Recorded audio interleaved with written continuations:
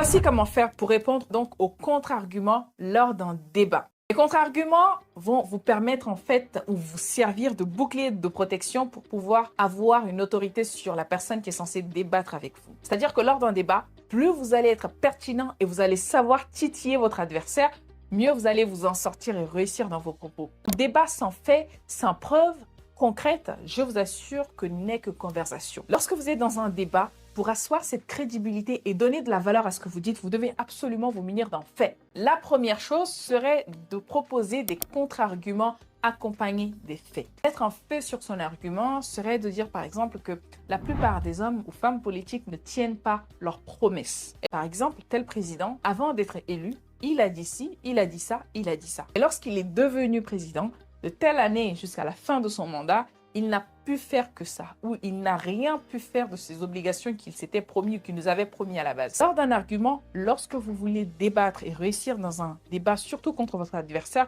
vous devez vous assurer d'avoir suffisamment de faits pour contrecarrer les arguments de la personne.